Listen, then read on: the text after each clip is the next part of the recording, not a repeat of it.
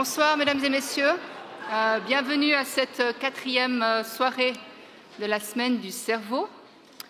Alors ce soir, nous allons parler des rêves et de la réalité virtuelle. Les rêves et la réalité virtuelle ont en commun qu'ils nous donnent l'impression de vivre le réel. Alors cela pose bien sûr la question de savoir ce que c'est vraiment que la réalité et comment le cerveau construit-il en fait toutes ces autres réalités.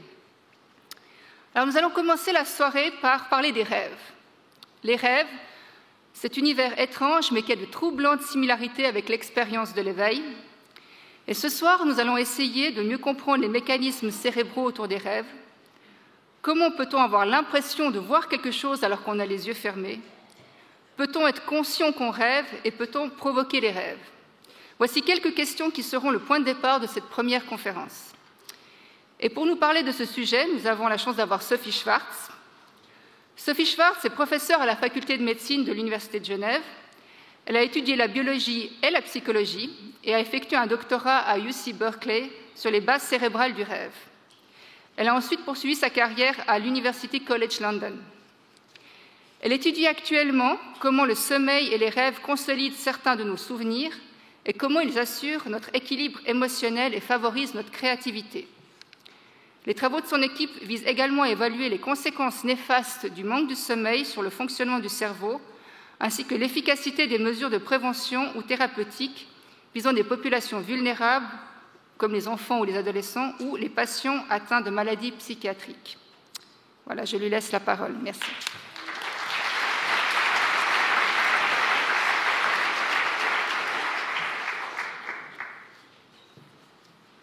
Merci Mona pour l'introduction. Bon, moi je vous trouve courageux d'être venu ce soir en fait.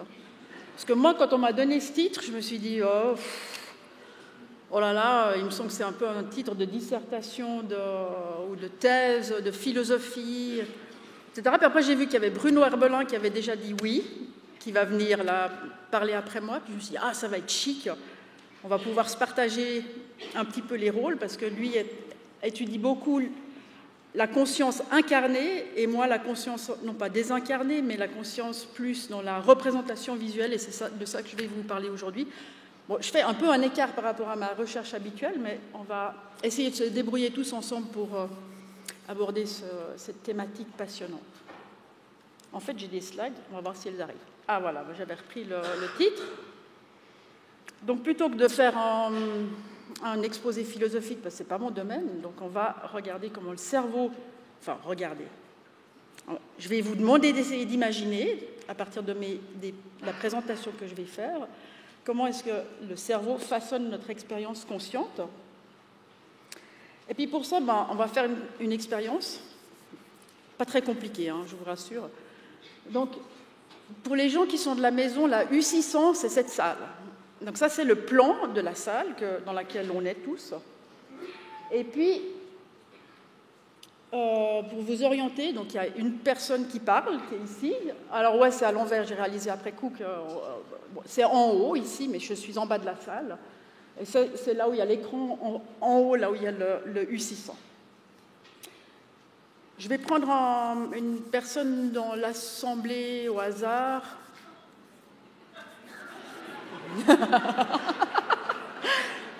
Non, disons quelqu'un là-bas dans la zone en haut à gauche, c'est juste si on se représente tout ça. Alors en haut à gauche. Alors l'exercice qu'on va faire maintenant, c'est donc j'ai oublié de vous dire, il y a tous les petits carrés là, ça c'est les sièges qui sont assez remplis ce soir. Et ce que je vais vous demander de faire, c'est d'imaginer qu'est-ce que la personne qui est là-bas en haut à gauche dans la salle, enfin pour moi en haut à gauche dans la salle, en bas à droite pour vous, qu'est-ce qu'elle voit en fait? Quelle est son expérience consciente actuelle? C'est un exercice débile, on est d'accord, mais en fait j'aimerais vraiment qu'on parle la même chose et qu'on comprenne ce dont on est en train de parler. On peut d'ailleurs demander à une machine de faire ça. On peut avoir un drone qui vient dans la salle et qui va enregistrer toutes les informations visuelles, parce que j'ai décidé qu'on restait dans le visuel, alors visuel qu'il y a à disposition dans cette salle.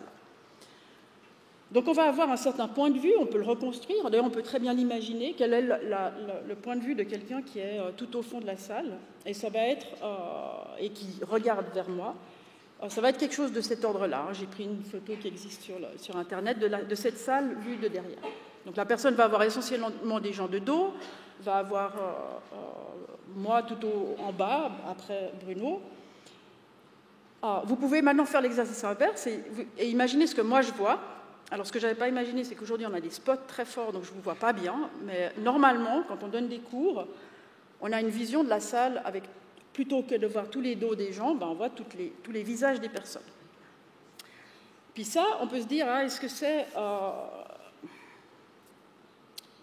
c'est l'expérience que j'ai actuellement, en fait? Qu'est-ce que j'ai en tête? Quelle est ma représentation mentale actuellement? Est-ce que ces informations sont suffisantes pour construire, pour imaginer, construire la représentation que j'ai actuellement visuelle en tête? Bon, je vais vous donner un indice de plus. Je suis venue un peu vite, à vélo. Je n'ai pas eu le temps de boire avant de venir ici. Puis en fait, il y a quelque chose qui est là-bas sur la table, qui est ici sur l'image, qui me fait très envie. Puis en fait, je fais semblant de vous regarder, mais je suis en train de réfléchir à quand est-ce que je pourrais peut-être aller prendre la bouteille sans que vous le remarquiez, pour boire. Et d'ailleurs, vous entendez, je commence vraiment à avoir soif, donc il faut que j'aille prendre la bouteille. Donc je vais y prendre la bouteille. Attendez, voilà, j'ai pris la bouteille. Donc je prends la bouteille, et maintenant je suis dans un autre état, malheureusement. Mais ce que je voulais vous dire, c'est que si j'ai des besoins comme ça qui sont en train de s'exprimer, ça va changer ma vision. Donc je vais avoir une sorte de zoom attentionnel, même si je regarde devant moi, je vais avoir l'attention qui est là. Je ne veux pas que quelqu'un me pique la bouteille, que Bruno monte, tout d'un coup vienne me piquer la bouteille, ça irait pas. Donc je suis en train de prêter attention là-bas. Donc mon image, mes représentations mentales sont dominées par une partie du champ visuel qui est là-bas, même si je regarde devant moi. Et ça, vous ne pouvez pas le savoir, une machine ne peut pas le savoir, si je ne lui donne pas ces autres informations, qui sont des informations personnelles. Je peux aussi dire que je suis plutôt contente de ne pas avoir mis de talons, par exemple. Je me sens bien solide, là, bien ancrée sur mes jambes. Toutes sortes d'informations qu'on n'aura pas forcément si on ne va pas interroger longuement des personnes. Tout ça pour dire qu'une toute scène visuelle va nous envoyer énormément d'informations, potentiellement. Enfin, on a plein d'informations qu'on peut aller glaner. Mais c'est une proposition. Et c'est une proposition qui va être utilisée par notre cerveau pour fabriquer une image, une organisation particulière qui, par exemple, va nous permettre de nous déplacer dans l'espace sans tomber, va nous permettre de prendre une bouteille, va nous permettre etc., de repérer quelqu'un qu'on connaît dans la salle et de savoir où est la bouteille que je n'ai toujours pas bu pour l'instant, mais que je vais finir par boire. Donc, c'est une proposition que notre cerveau va utiliser pour répondre à nos besoins. Et ceux-ci vont être aussi, ou cette proposition ou ces informations vont être aussi soumises à toutes sortes de choses qui concernent notre expérience personnelle. Et si on a accumulé un certain nombre d'expériences, on va être sensible, je ne sais pas, moi, si on est dans une rue, à l'architecture des bâtiments, si on est architecte, et puis quelqu'un qui est un fan de trottinettes, va remarquer toutes les trottinettes qu'il y a dans la rue. On a aussi des états internes qui vont modifier la manière dont on regarde les choses. Aussi, notre âge peut modifier la manière dont on regarde les choses. Par exemple, dans cette image que la plupart d'entre vous connaît, certainement, qui est une image ambiguë, on peut voir deux visages à l'intérieur de ce visage. Il y a un est une jeune femme qui regarde, les deux regardent vers, je suis mauvaise, vers la gauche. La femme, elle est un peu de derrière. La vieille femme, la femme plus âgée, elle a son œil ici et sa bouche ici, d'accord? Pour ceux qui n'auraient pas encore. Et une étude récente a montré qu'en fait, la première image qu'on voit, comme il y a deux images dans une, il y a toujours plein de possibilités dans ce qu'on voit, d'interprétation. Eh bien, la première image qu'on voit, elle est aussi déterminée par notre propre âge. Si on est jeune, on aura tendance à voir en premier la femme jeune. Si on est plus âgé, en premier, la femme plus âgée. Donc, quand vous êtes dans la rue et que vous vous promenez et que des adolescents vous courent quasiment dessus, c'est normal, ils ne vous voient pas. Je veux dire, ils ne peuvent pas vous voir. C'est comme ça. Donc, voilà. Bon, je vais quand même boire parce que j'ai en réalité vraiment soif. Bon, donc, ce qu'on va essayer de faire maintenant, c'est de voir si on peut, à l'aide d'un outil de neurosciences, aussi, d'une certaine manière, prédire ou deviner si, par exemple, la personne est plutôt en train d'avoir l'expérience subjective, visuelle, perceptuelle de la jeune fille ou de la vieille dame. Sans l'interroger. On peut, bien sûr, c'est beaucoup plus simple d'interroger, hein, mais là, on va essayer de le faire sans l'interroger. Alors, on ne va pas prendre cette image-là. Je vous donne... attendez. Ça, c'est une image qui a été utilisée dans une étude que je vais vous rapporter maintenant. Cette image, c'est une image composite, comme vous avez en fait partout autour de vous. Hein. Je veux dire, toujours, on a des objets qui viennent cacher en partie d'autres objets, on doit deviner, on va prêter attention plutôt à l'un qu'à l'autre, etc. Ça, c'est juste pour la démonstration, parce que vous allez voir que ça permet de faire des démonstrations très, très facilement et joliment. Donc, il y a deux images qui sont l'une sur l'autre. D'un côté, vous avez... c'est un léopard, c'est ça, hein, un jaguar, bon bref, je vais dire léopard. Alors ceux qui sont des experts des félins, vous m'excuserez, je crois que j'ai mis léopard plus tard. Donc il y a un léopard, et puis vous avez par-dessus, ou mélangé, une boîte aux lettres. Donc c'est un stimulus ambigu. On peut prêter attention si, par exemple, on est en train de préparer un safari, on sera peut-être plus attiré, ou on verra en premier, où on sera intéressé par le léopard qu'il y a dans l'image. Si par contre on sait qu'on a une pile de lettres qui traînent sur notre bureau, alors peut-être qu'on aura plus tendance à voir la boîte aux lettres. Maintenant, on peut aussi demander aux gens. On peut dire aux gens, maintenant, j'aimerais pendant un moment que tu te concentres sur la boîte aux lettres. Et vous pouvez tous le faire. Vous pouvez décider de vous concentrer à ne regarder que la boîte aux lettres. Ou bien, vous pouvez décider aussi, sur la même image, sans rien changer de l'image, que vous allez vous concentrer sur le léopard. Et c'est ce qu'on va demander à des sujets, qu'on va mettre dans un scanner IRM, et on va essayer de voir si l'activité du cerveau, dans des régions visuelles, là en l'occurrence, nous permet, ou est suffisamment distincte entre un léopard et une boîte aux lettres, même si l'image elle-même ne change pas, est-ce qu'on peut deviner qu'est-ce que la personne est en train, ou à quoi la personne est en train de prêter attention. Pardon. Donc on met notre bonhomme ou notre participante dans un scanner. On va mesurer de l'activité cérébrale ou un dérivé d'activité cérébrale de manière très précise. Donc on va avoir dans différentes régions du cerveau, on va voir à cet endroit-là c'est un petit peu plus activé qu'à cet autre endroit, etc. Et on va faire ça dans le temps, on va acquérir plusieurs mesures de tout le cerveau, alors que la personne nous dit, on ordonne à la personne de prêter attention pendant un moment au léopard et à un moment à la boîte aux lettres. Puis on va regarder quand on change l'instruction, qu'est-ce qui change. Alors, donc on va présenter les stimulus, on peut le faire, on a des écrans bon, c'est pas comme ça, hein, mais dans les sujets en écran devant eux. Bruno va présenter aussi des choses avec justement des lunettes aussi de réalité virtuelle. Et on dit, donc l'image ne change pas, simplement on lui dit maintenant boîte aux lettres, maintenant léopard.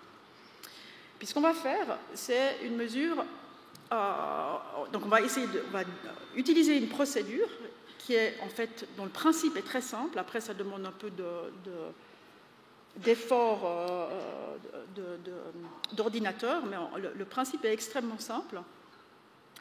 Ce qu'on va faire, c'est avant ou après avoir demandé au sujet de prêter attention à une image ou à une autre, on va regarder comment son cerveau s'active normalement. Alors il y a des choses qui sont un peu modifiées là sur l'image, mais c'est pas grave.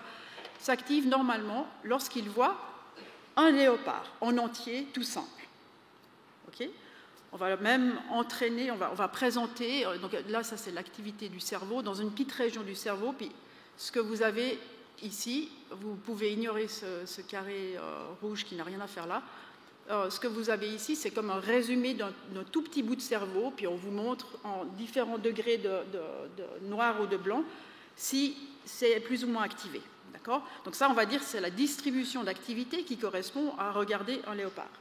Alors on va même présenter des léopards différents, des images de léopards différents, puis chaque fois, on mesure l'activité.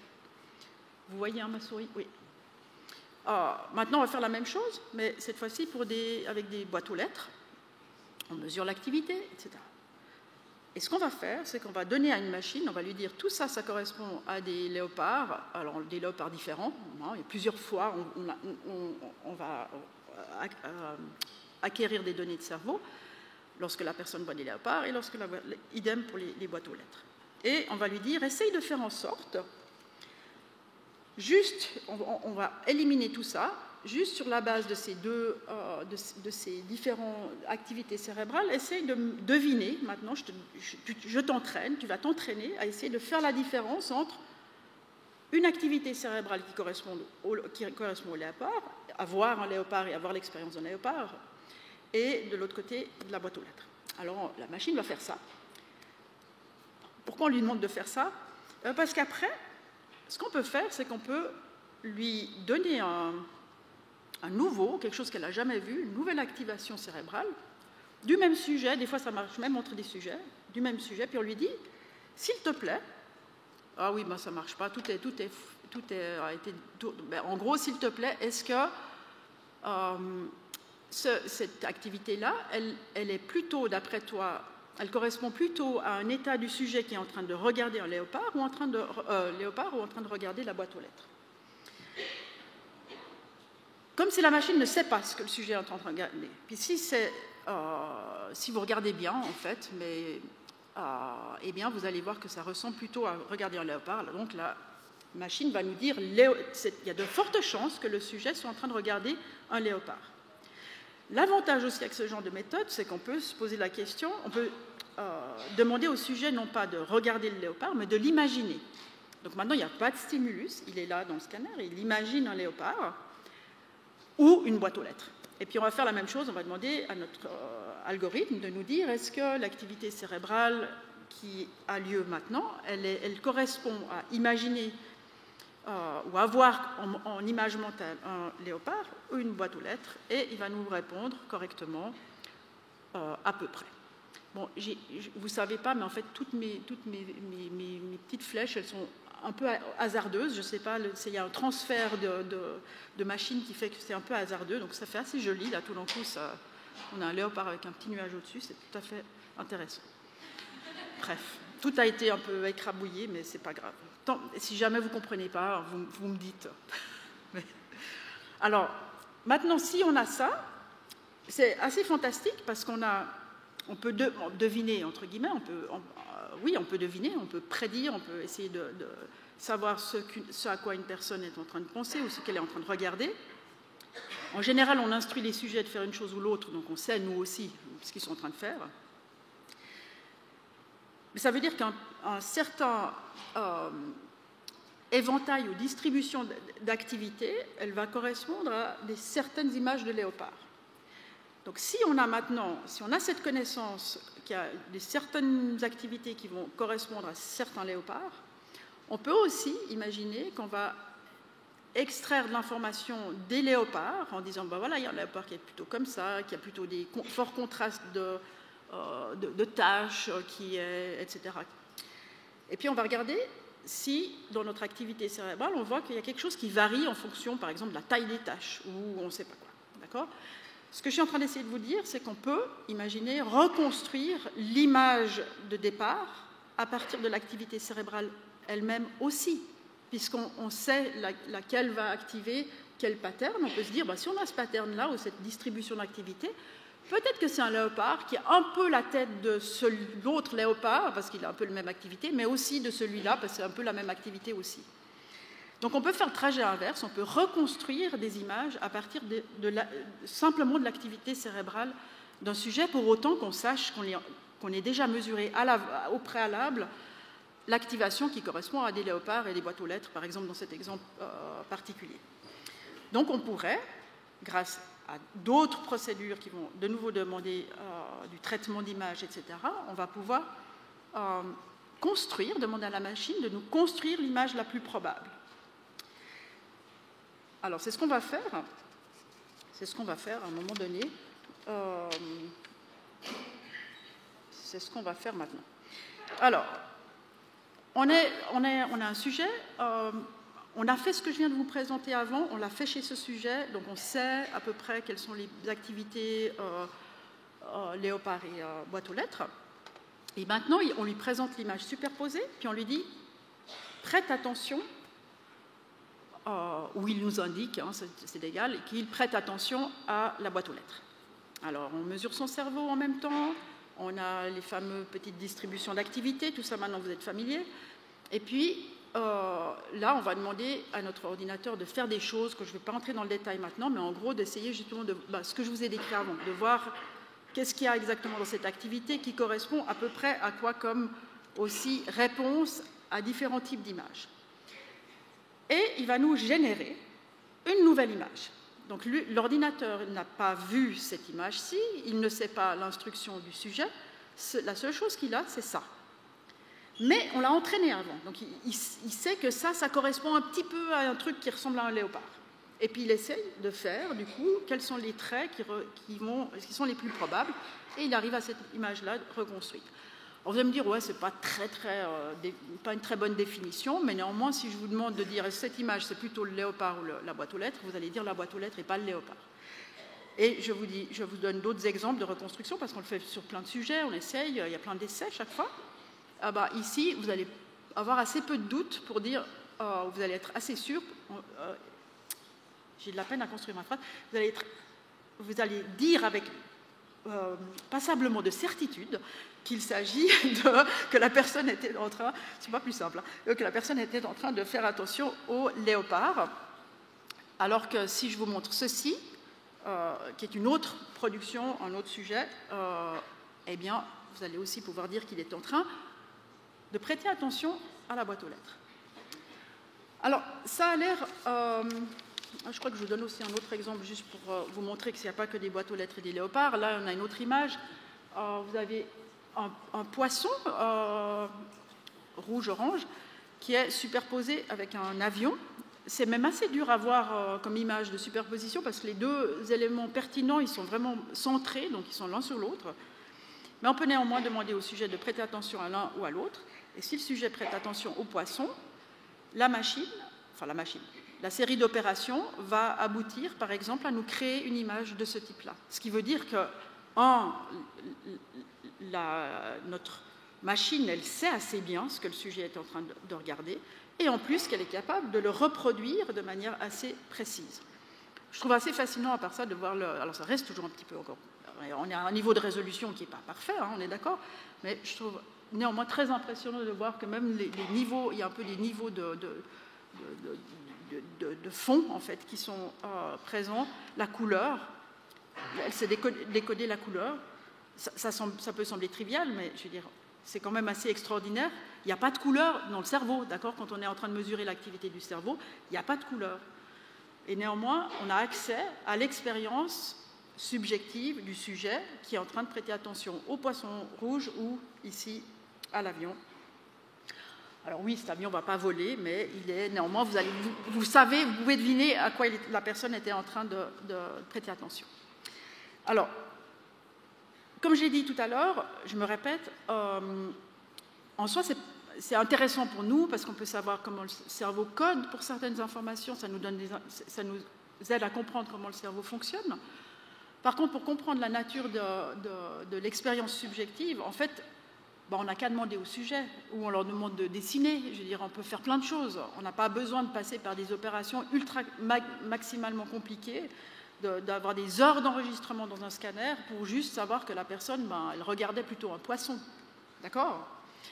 Par contre, il y a des états dans lesquels on ne peut pas tellement demander aux gens quelle est leur expérience sur le moment même.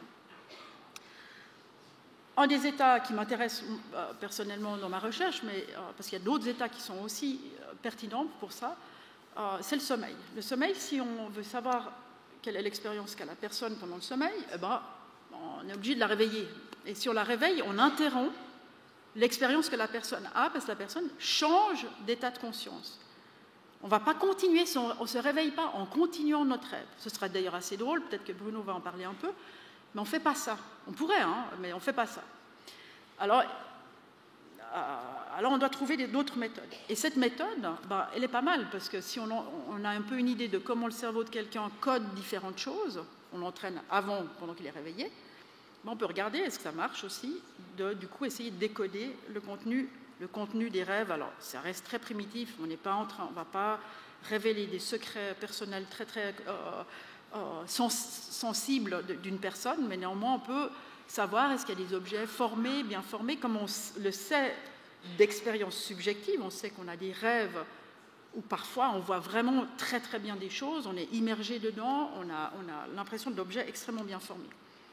Alors, ce qu'on peut faire, et ça c'est juste pour démontrer que c'est possible de le faire, c'est pas très intéressant néanmoins, puisque là on va réveiller les gens. Ce qu'on peut faire, c'est réveiller les gens et d'enregistrer l'activité cérébrale de personnes en train de dormir. On les réveille et on leur demande de dire ce qu'ils avaient en tête à ce moment-là, quelles étaient leur expérience subjective à ce moment-là. Donc ce qu'on va appeler un récit de rêve. Ce n'est pas forcément un rêve, ça peut être juste une image. Voilà. Et ensuite, on va essayer de regarder, est-ce qu'on peut voir des éléments de ce type d'expérience dans l'enregistrement cérébral de la personne juste avant, puisque c'est ce qu'on lui demande d'ailleurs. On le réveille et on lui dit « À quoi étais-tu en train de penser juste avant, quand tu étais encore en sommeil ?» Et si on fait ça, on se rend compte qu'on retrouve ce que je vous ai présenté un peu tout à l'heure, c'est-à-dire qu'on a que les régions cérébrales dont on sait qu'elles sont importantes pour, par exemple, décoder des visages, sont activées plus juste avant que la personne, en se réveillant, nous dise « j'étais justement en train de parler avec quelqu'un, puis il y avait son visage, blablabla ».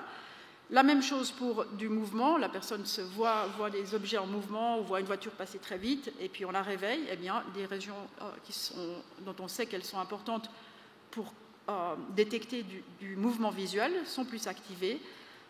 Idem pour le langage, si on est en train de parler dans un rêve, eh bien, les régions du langage sont aussi activées. Donc il y a une forme, les régions cérébrales dont on sait qu'elles nous produisent certaines perceptions à l'éveil, eh bien, elles peuvent produire ces mêmes perceptions lorsqu'on est en train de dormir. Ce n'est pas trivial, en fait, mais c'est le cas. D'accord ? On a une sorte...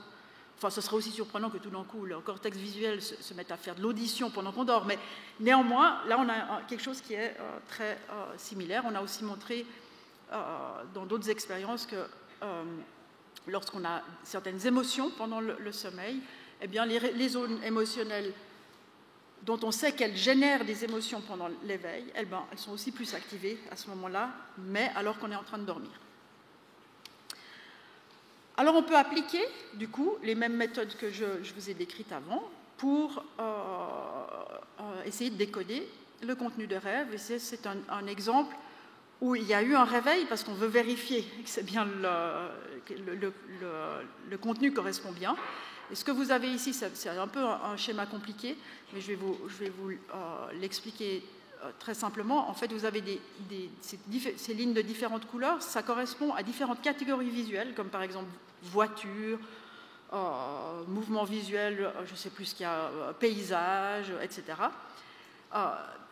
pour lesquels on a entraîné avant un algorithme à reconnaître lorsqu'il y a une voiture, lorsqu'il y a un paysage, etc. Et puis, la hauteur de ça dit simplement... Est-ce que c'est, d'après ce qu'on enregistre dans le cerveau, est-ce que c'est très probable que la personne est en train de rêver ou d'avoir des images qui contiennent des voitures, qui contiennent des paysages, etc. La trace rouge que vous voyez là, qui est plus haute que les autres, c'est pour des personnages. Et donc on prédirait comme ça que la personne est probablement en train de rêver ou de visualiser un personnage. La personne est réveillée ici, le temps passe de gauche à droite, on la réveille, on lui demande, elle est probablement en train de parler là, et puis elle dit « Ah, ce que j'étais justement en train de regarder, c'était des sortes de personnages. » d'accord ? Donc on peut prédire ce que la personne, entre personnages, voitures, etc., on peut dire qu'il est plus probable que la personne était en train de visualiser des personnages et on le vérifie, c'est bien le cas. J'ai bientôt terminé, mais je n'ai pas du tout abordé une question, c'est qu'en fait, jusqu'à maintenant, j'ai fait comme si le rêve, c'était une expérience absolument indistinguable, ça existe en français probablement, indistinguable de l'éveil, de l'expérience qu'on a à l'éveil. Parce qu'effectivement, quand on regarde, aussi sur le plan phénoménologique, l'expérience visuelle, les expériences... Il y a quelque chose qui est très semblable, dont on pourra probablement débattre ensuite, dans les rêves et dans la vie éveillée, dans nos expériences subjectives de personnes éveillées.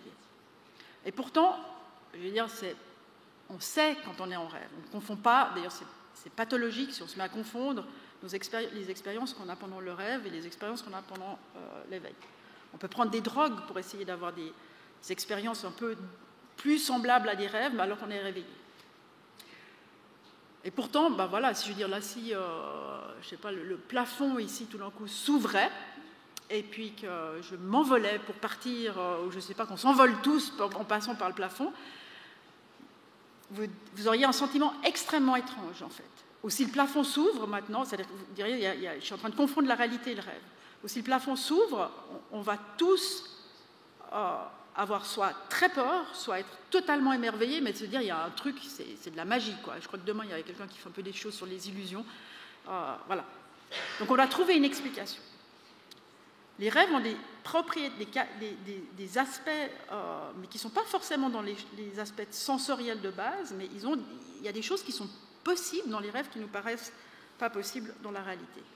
Et en fait, ce que vous avez là, c'est une revue de beaucoup de papiers que j'avais fait, où on voit quelles sont les régions du cerveau qui sont plus ou moins activées en comparaison, pendant le sommeil paradoxal, où on a des rêves les plus vifs, en comparaison avec l'éveil.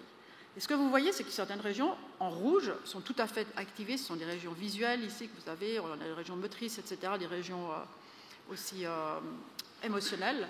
On a déjà vu ça. Par contre, il y a des régions bleues, c'est-à-dire des régions qui sont beaucoup moins activées.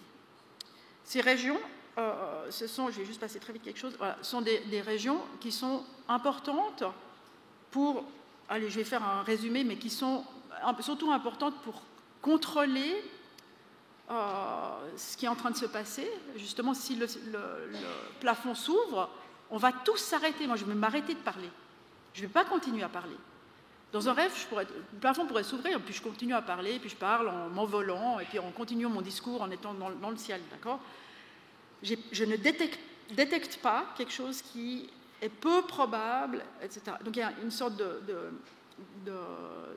des détections d'erreurs qui ne se font pas bien pendant qu'on est en train de dormir, et c'est notamment parce qu'on a des régions qui normalement font ça quand on est éveillé, qui sont en train de dormir, elles ne font pas grand-chose à ce moment-là.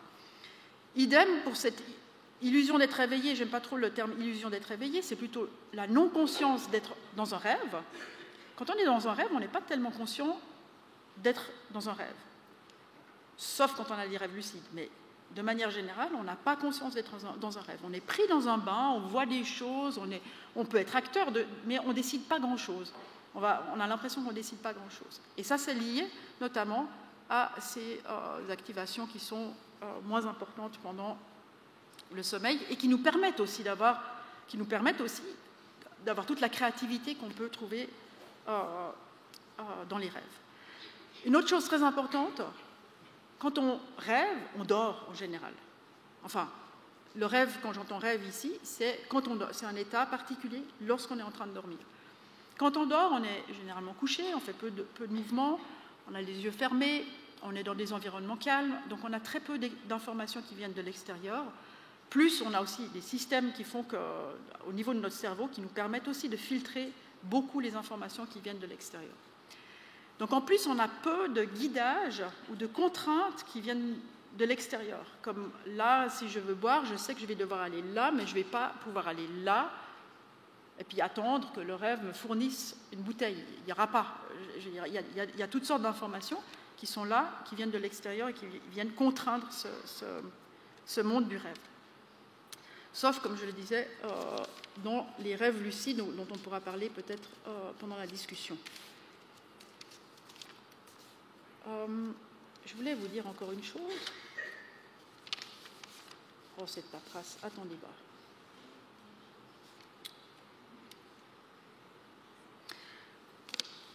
En fait, je vais conclure, comme ça on pourra passer après à Bruno. Et puis je vais aussi peut-être que je voulais vous montrer une illustration, mais que je vais vous montrer, je pense, plutôt pendant la discussion si on a le temps, parce que je crois que je dépasse mon temps.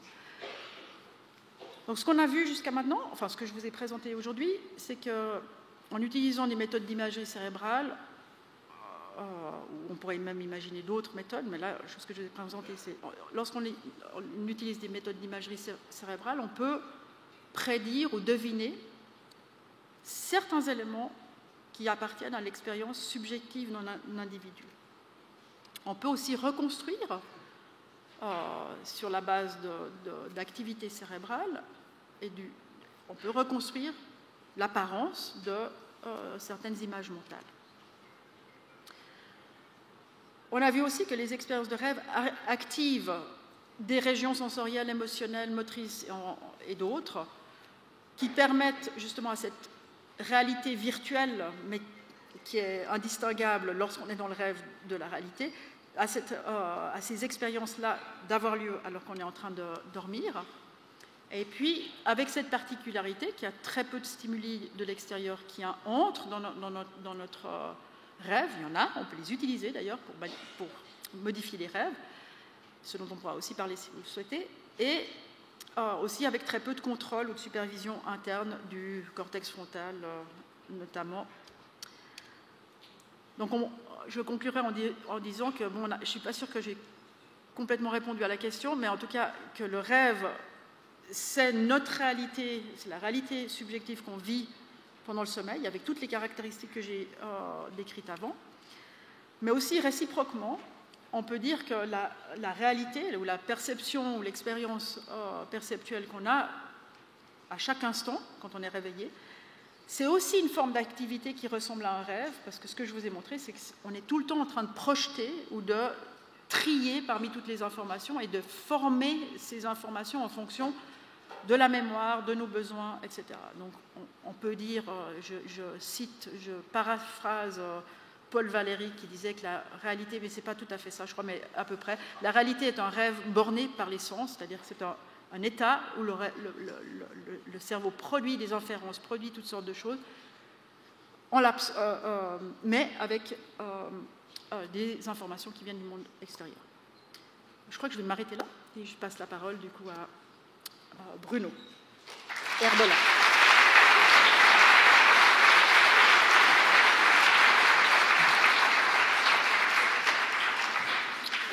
Merci à Sophie. J'aime bien le terme « la réalité est un rêve borné par les sens ». Je trouve ça très, très beau et à méditer. Ok, donc dans la deuxième intervention, nous allons parler de réalité virtuelle. On peut se demander quel est l'intérêt d'utiliser la réalité virtuelle dans la recherche.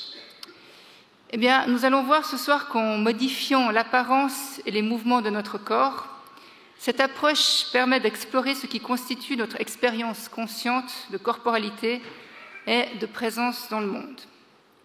Et donc, ce sera Bruno Herbelin qui va nous parler de ce sujet. Bruno est chercheur en réalité virtuelle et en neurosciences cognitives dans le laboratoire du professeur Olaf Blanke à l'EPFL. Il a obtenu son doctorat à l'EPFL pour sa recherche sur la thérapie d'exposition à la réalité virtuelle. Il a été professeur assistant au département de médecine de l'université d'Aalborg au Danemark de 2005 à 2009 et directeur adjoint du centre de neuroprothèse de l'EPFL de 2012 à 2019. Bruno Herbelin étudie aussi comment l'immersion en réalité virtuelle peut affecter l'expérience de conscience de soi et en particulier l'expérience d'incarner notre corps. Cet aspect est central pour la compréhension et le design des mécanismes d'interaction en environnement virtuel. Ces travaux ont des applications cliniques sur le soulagement de la douleur ou le diagnostic cognitif. Voilà, je vous laisse la parole.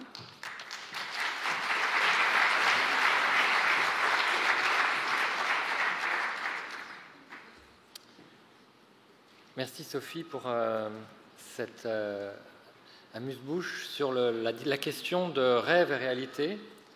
Et en effet, la réalité virtuelle, c'est souvent un sujet qui pose cette question, mais non seulement à quoi ça sert, et puis surtout, souvent, est-ce que ça peut être dangereux? Est-ce que je vais perdre la relation entre ce qui est réel et ce qui n'est pas réel? Est-ce que je peux me perdre dans cette réalité virtuelle et dans le savoir que ce que j'ai vécu, je l'ai vraiment vécu, ou c'était juste un rêve? L'idée de cette présentation, c'est un petit peu de montrer que peut-être que le corps ou l'expérience corporelle que l'on a est un moyen qui nous reste quand même de faire la différence entre l'expérience vécue en monde réel ou l'expérience en sommeil, en tout cas. Ce qui est aussi intéressant, c'est de faire le lien potentiellement entre qu'est-ce qui est capable, est-ce qu'on est capable réellement de monitorer que c'est réellement ce qui est en train de se passer et que je suis si bon que ça à savoir si je suis là et qu'est-ce que je fais et à quoi je ressemble. Mon identité aussi est certainement différente dans un rêve et pourquoi pas aussi en réalité virtuelle. La réalité virtuelle, je veux d'abord rappeler très brièvement, mais qu'on soit tous d'accord de quoi on parle. Je parle de réalité virtuelle immersive. Donc là, Ready Player One, le film Spielberg, vous en donne l'illustration classique. C'est un monde merveilleux, un monde de rêve, justement. L'endroit où tout le monde veut être. Tout le monde veut pouvoir avoir des cheveux bleus et un look super cool. Et en vrai, voilà, la réalité, c'était une combinaison et des capteurs. C'est pas si loin de la réalité. Donc là, j'aime beaucoup parler et rappeler qu'on a à Genève et avec Artanim des personnes expertes de la réalité virtuelle qui nous permettent de vivre des choses incroyables. Et ici, l'expérience artistique vue et discutée avec Gilles Jobin, un chorégraphe, où les personnes peuvent non seulement être ensemble, et dans un monde où la physique et la logique est complètement comme dans un rêve, et je peux avoir un géant, le chorégraphe, faire une chorégraphie avec moi qui suis tout petit, ou inversement, à d'autres moments, avoir une chorégraphie avec un tout petit danseur marionnette. Donc réalité virtuelle, immersion, présence, avatar, c'est les mots que j'aimerais d'abord clarifier. Immersion, c'est le procédé. L'immersion, c'est le procédé technique de placer une personne et de l'immerger au sens figuré, mais c'est un peu réel quand même, un peu tout de même tangible, c'est qu'on va lui mettre des capteurs, des choses, et on va lui mettre un masque comme pour faire de la plongée, et paf, tu plonges. Qu'est-ce qu'on fait? Qu'est-ce que fait l'ordinateur? C'est à chaque mouvement que je fais, c'est capturé et c'est retransmis par quoi? Un mouvement d'un corps virtuel. Si je me déplace, je regarde en dessous, eh bien, je verrai ce qu'il y a sous la table parce qu'on a capturé que j'ai bougé la tête et qu'on a fait le calcul que disait Sophie tout à l'heure. Si j'étais là-bas, qu'est-ce que je verrais? Eh bien, c'est facile, l'ordinateur, il a un modèle de la pièce, il fait le calcul, il me montre ce que je verrais si j'étais là-bas. Donc ici, maintenant, je mets mon casque de réalité virtuelle, je peux voler dans la pièce et voir et changer de perspective. Donc, quelque part, la machine va faire ce procédé dont Sophie parlait, de reconstitution de la réalité, de l'image que l'on voit. Ça, c'est l'immersion. Maintenant, ça n'a pas rien à voir, mais ce n'est pas l'expérience subjective qu'a la personne. Encore une fois, ce n'est pas la même chose. Ce n'est pas parce qu'on lui montre quelque chose qu'elle a fait tout ce procédé que c'est exactement ce qu'elle aura vécu. Donc merci Sophie, je n'ai pas à l'expliquer. Ce qui est intéressant, c'est qu'il y a le terme et qu'il y a deux niveaux. C'est là que je rajoute un élément. Dans le monde réel, on a en effet la première illusion, grâce à la réalité virtuelle en tout cas, d'être présent dans ce monde virtuel, si je suis en VR. Et puis on a une autre illusion qui est celle que ce corps que je vois est mon corps, et c'est ce qu'on appelle un avatar. Alors, avatar, c'est un terme qui vient de la religion hindouiste, où c'était les dieux qui utilisaient un véhicule, un animal, souvent un homme, pour incarner pendant un passage sur Terre et agir sur la société des hommes. C'est Zeus qui se transforme en grue ou en taureau pour... Voilà. intervenir sur les événements du monde réel. Et bien là, c'est nous qui intervenons, incarnons un avatar pour intervenir dans ce monde virtuel. Donc, juste pour être clair, ça marche pour tout le monde, même pour les petites souris. Ça, c'est l'illustration que vous voyez, c'est le petit système avec un petit tapis roulant, toutes les 3 dimensions. La petite souris, elle bouge et elle a une projection sphérique autour d'elle, parce que les souris, elles voient surtout sur les côtés, pas trop bien devant. Et elles ont l'impression de se déplacer et d'être dans un labyrinthe. Et du coup, il y a le même phénomène, le dispositif d'immersion, et l'animal a cette présence, elle est dans le lieu, et du coup, elle va faire la tâche qui lui est enseignée pour récupérer la récompense. Est-ce qu'on peut vraiment le prouver que la petite souris, elle a l'expérience consciente de présence? C'est ça, un sujet de recherche fondamentale en sciences cognitives, et c'est un petit peu le lien qu'il y a dans le travail avec Olaf Blanke au laboratoire à la PFL. Mais nous, on ne travaille pas avec les petites souris, on travaille sur les humains, et donc on s'intéresse à l'incarnation des avatars, avec cette question de l'expérience subjective qui consiste à se reconnaître et de se sentir dans son corps, et de voir que ceci est un mécanisme qui en fait n'est pas figé. C'est dynamique et c'est flexible. Alors, d'abord, pour pouvoir tester ces différents aspects, il faut voir qu'il y a plusieurs aspects à cette incarnation. Être capable de contrôler le corps. Je bouge le bras, c'est moi qui ai fait ce bruit, je sais, j'ai l'agentivité. Je m'identifie à ce corps. Oui, je sais que j'ai mis ce pull orange aujourd'hui parce que j'aime bien la couleur orange. Puis je me suis dit, les gens, ils seront contents.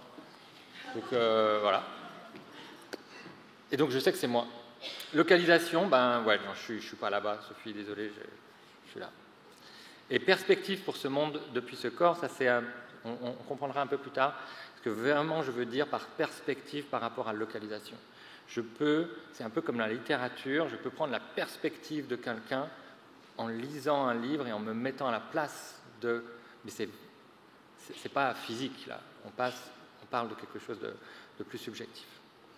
Et ce que je veux montrer rapidement, à travers quelques exemples d'expérimentation en réalité virtuelle, c'est que c'est une question de science fondamentale, qu'est-ce que c'est que d'être conscient de ça, mais que l'expérience en réalité virtuelle permet d'en faire la démonstration de cette flexibilité et parfois surprenante. Comment on fait?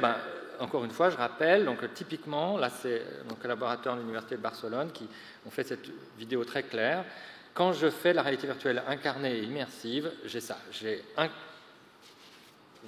vêtement plein de capteurs, un casque de réalité virtuelle, et quand je regarde dans ce monde virtuel, je vois le monde et je vois, s'il y a un miroir, je vois une image de mon avatar. Donc, ça, c'est le procédé technique. Et qu'est-ce qu'on peut faire? La première chose qu'on a testée, c'est de faire aux gens vérifier, quand ils font des mouvements, est-ce qu'ils sont bien sûr que c'est bien eux qui ont fait le mouvement. Donc on voit là mon doctorant en train de faire une vidéo, en train d'être filmé, en train de faire des mouvements pour attraper des boules, à gauche, à droite, en haut, en bas. Est-ce que je peux rejouer? Ouais. Et donc je vais vous demander de faire attention. Là, il fait le mouvement. Ah mince, c'est pas ça. Il fait le mouvement et ça correspond bien. Et puis, un autre moment, là, il répond « oui, oui, c'était moi ». Là, il va faire un mouvement, regardez ce qu'il fait, et la main à gauche. Pardon.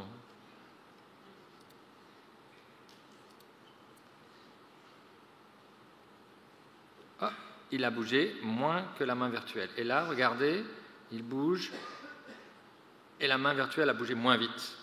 Donc en fait, ce qu'on a fait, c'est que c'est comme si mon corps, d'un coup, il bug, et puis je vais pour prendre la bouteille d'eau, puis il n'y arrive jamais.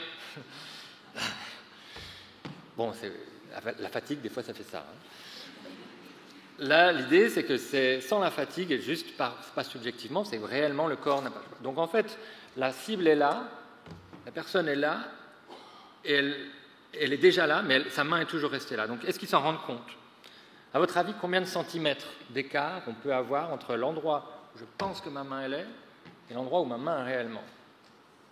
On dirait quoi? 2 centimètres? 10? Ou millimètres? Ou je sais pas? En fait, ça peut être assez grand, c'est ça que je veux vous montrer. On ne mesure pas vraiment en centimètres, mais on mesure en degrés, en rapport d'augmentation de la distorsion. Mais fois 2, l'amplitude du mouvement. Donc je suis à la moitié du chemin et je ne me suis pas rendu compte que j'étais déjà pas encore arrivé. Mais ça, c'est parce qu'on m'a aidé. Je veux prendre la bouteille, je suis dans un monde de rêve. Oh, facile. Je veux prendre la bouteille. Putain, ça vient jamais. Non, ça, j'aime pas. Donc c'est ça que cette expérience a montré, c'est que si on a une sensibilité flexible à cette distorsion entre la réalité de mouvement de mon corps et le mouvement réel, de mon corps et le mouvement virtuel, et que cette sensibilité, elle est encore une fois subjective par rapport à l'intention que j'avais de faire. Donc, déjà, la réalité n'est pas unitaire, elle est toujours guidée par comment et ce à quoi je m'attendais ou ce que je voulais faire. La même chose, là on a voulu montrer un peu plus loin, si on fait un mouvement répété et long, un grand mouvement de manivelle, là, et ce qu'on a voulu montrer, c'est qu'on pouvait atteindre des degrés d'augmentation encore plus grands de distorsion, mais simplement la différence, c'est que entre la barre blanche et la barre noire, ce qu'on montre, c'est qu'on peut augmenter encore doublement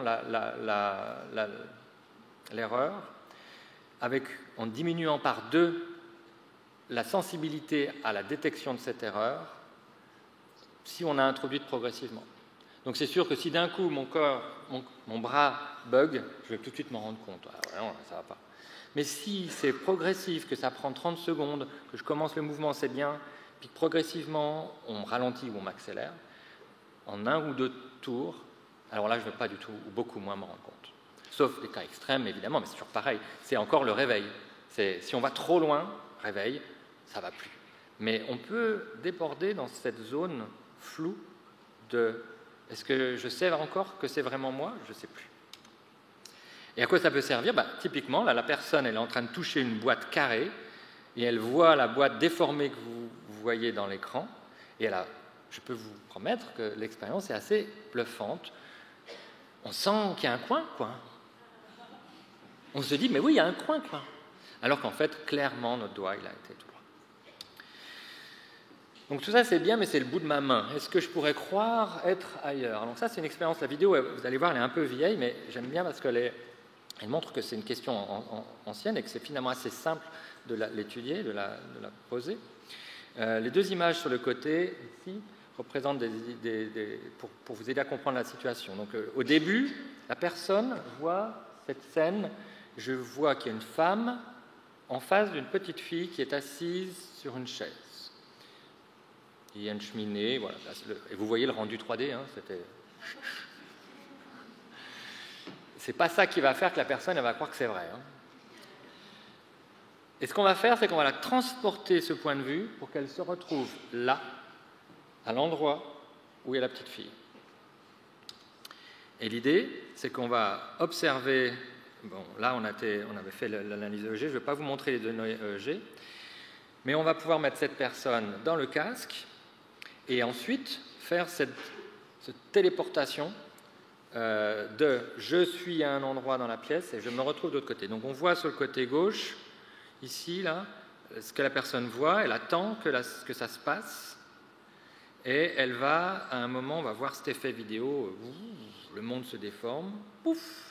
Je me retrouve être à la place de la petite fille en face et je regarde mes jambes et qu'est-ce que je vois ? Une jupe à carreaux rouges. On a fait faire ça qu'à des jeunes hommes étudiants à l'EPFL, juste pour vous dire. Et là, il va se passer un truc intéressant et je vous laisse regarder. Je vais faire une astuce de tour de magie, si on peut dire. La personne ne me voit pas, donc moi je peux lui toucher l'épaule pendant que la personne voit en fait que la femme qui est en face de lui, en 3D, qui n'est pas d'un rendu virtuel très très réaliste, hein, mais elle le touche. Et ce que ça montre, c'est la différence de l'expérience vécue. Si elle n'était pas, donc on regarde à l'identification, premier questionnaire à gauche, l'identification au corps, elle va dépendre de 2 facteurs, premièrement de la perspective. Si la personne s'est retrouvée à l'endroit, je regarde, je vois les jambes de ce personnage, probablement il y a plus de chances que je me ressente comme étant localisé là et dans ce corps qu'à côté. Et surtout, la grosse différence, c'est si je fais ce toucher synchrone, donc au moment, j'essayais d'être précis, au moment où la main de la femme virtuelle touchait l'épaule de la personne, je touchais en même temps. Ou alors on faisait exprès d'être décalé. Et forcément, c'est cette intégration, quand les deux, le visuel et le toucher, sont cohérents, qu'on a cet effet maximal doublé de « bah oui, c'est vrai, c'est ce qui se passe ». Et puis la même chose pour la réponse à la question « est-ce que vous aviez l'impression de revêtir une petite robe rouge ?» Et les gens disaient « bah ouais ». Mais alors ça, c'est avoir une robe rouge, on peut dire « bon, je reste moi ». Je n'ai pas de changement à ma personnalité pour autant, ou à qui je suis. Je sais, je me reconnais dans le miroir, je sais qui je suis. Alors, on pourra faire l'argument que forcément on sait qu'on évolue dans le temps, mais c'est lent. À 50 ans, on n'a pas le même visage qu'à 20, ni qu'à 2. On est tous d'accord là-dessus. Mais d'une minute à l'autre, je ne vais pas changer. Donc mon cerveau, il a encodé ça. Et ça doit être, s'il y a un truc qui est sûr, c'est ça. Évidemment, vous me voyez venir, ce que je vais vous montrer, c'est que ce n'est pas si sûr que ça. Donc le dispositif est le suivant. Une personne est assise devant une télévision qui n'est pas du coup un miroir, c'est un miroir virtuel, et on a devant un avatar, un visage de femme. Donc là, ce coup-ci, c'était que des jeunes femmes qui ont fait l'expérience, et elles vont bouger la tête de gauche à droite. On a simplifié, au début on avait fait complètement libre, mais c'est plus facile, ça suffit, juste un mouvement simple. Quand la personne que l'on voit dans la vidéo tourne la tête de gauche à droite et que l'image en face d'elle réagit comme dans un miroir, on appelle ça la condition synchrone. Et on a fait une condition asynchrone, évidemment, où on fait que là, je suis devant une télévision en train de tourner la tête, et il y a un visage qui n'est pas le mien et qui tourne, mais qui ne correspond pas. On est tellement entraîné et habitué à ce que l'image du miroir corresponde à soi. L'idée, c'est que, est-ce qu'on va pouvoir faire une association entre ce nouveau visage et mon visage à moi, juste par 2 minutes de miroir virtuel. Miroir, oh mon miroir, dis-moi qui est la plus belle. Pour répondre à la question qui je suis, on présente, on flash rapidement à ces personnes un de ces visages, pas tous en même temps, 10%, et la question est forcée, oui ou elle, moi. Alors là, c'est une photo de la sujet, et là, c'est la capture d'écran de l'avatar. Donc si on présente le 10%, est-ce que c'est vous? Yes. Si on présente le 90%, est-ce que c'est vous? Non. Si on présente 50%, ça dépend. Je peux me tromper. Donc c'est ça l'idée, c'est qu'on va faire les statistiques de est-ce que c'est bien l'endroit à 50-50 où les gens vont se tromper? Évidemment, c'est ce qu'on trouve. Mais ce qui est plus intéressant, c'est à regarder la différence en rouge entre ces deux conditions. Quand je suis dans la condition synchrone et que j'ai cette comparaison avant-après, l'exposition au miroir, donc le score de la personne avant en blanc et blanc, les carrés blancs entourés de rouge, et le score de la personne après en plein, et on voit que là, il y a différence. Et cette différence, elle correspond à un plus fort doute. 2 minutes, je ne vous parle pas de 10 ans, là, 2 minutes devant un miroir virtuel, et ça y est, on a déjà un doute sur est-ce qu'on est vraiment pas un petit peu plus comme cette image-là? Donc, est-ce que c'est... Pour en revenir, l'expérience subjective que l'on a non seulement du monde est quelque chose qui évolue et qui est dynamique, et donc même l'image de soi. Donc, imaginez maintenant qu'on peut être en un monde virtuel et incarner des personnages différents. Donc là, je recite encore l'expérience faite par Mel Slater à Barcelone, qui a fait tout un ensemble de ces expériences. Et c'est assez parlant, c'est pour ça que j'ai choisi celle-là. Là, il s'agit d'incarner le corps d'un enfant de 3 ans, donc avec les proportions, petit bras potelé, tout bien, ou simplement soi, mais tout petit. Et donc l'idée c'est, est-ce qu'il y aura une différence? Alors ce que l'on sait en psychologie, c'est que les enfants ont cette tendance à avoir une surestimation de la taille des objets et du monde autour d'eux. Et donc l'idée c'est que, est-ce que le fait d'avoir l'expérience, encore une fois, quelques minutes, mais on se regarde, on se voit, vous voyez, là, vraiment je suis à la première personne, je suis dans ce corps et je fais l'expérience soit d'être dans un avatar, oh c'est moi, tiens je suis jolie aujourd'hui, ou je suis un petit enfant. Anecdotiquement, je peux vous dire, les gens adaptent leur pitch. Oh, ils parlent plus aigu d'un coup quand ils ont un petit enfant. Je vous assure, c'est automatique. Et après, on fait une tâche, c'est simple. Vous avez un cube devant vous, vous avez un objet, et après, on éteint le cube, et quelle est la taille de l'objet? Donc voilà, on va vous mesurer votre capacité. Donc là, c'est relativement à mon corps, comment je juge la taille des objets et du monde qui m'entoure. Donc l'idée, vous l'avez compris maintenant, c'est qu'il y a une différence si j'étais moi dans un petit corps, dans un grand monde, dans un monde, enfin, moi dans mon corps normal, mais dans un grand monde, ou si j'étais un enfant. Et alors le fait juste d'avoir été dans le corps d'un enfant, à l'opposé d'avoir été dans le corps d'un adulte, double la surestimation de taille des objets autour de soi. Donc on n'est pas très bon, ça on le savait, mais le rapport est dans le rapport entre rouge et bleu, 2 fois plus, quoi. Donc encore une fois, le rapport que l'on a à l'environnement est modélé par l'expérience subjective que l'on peut en avoir.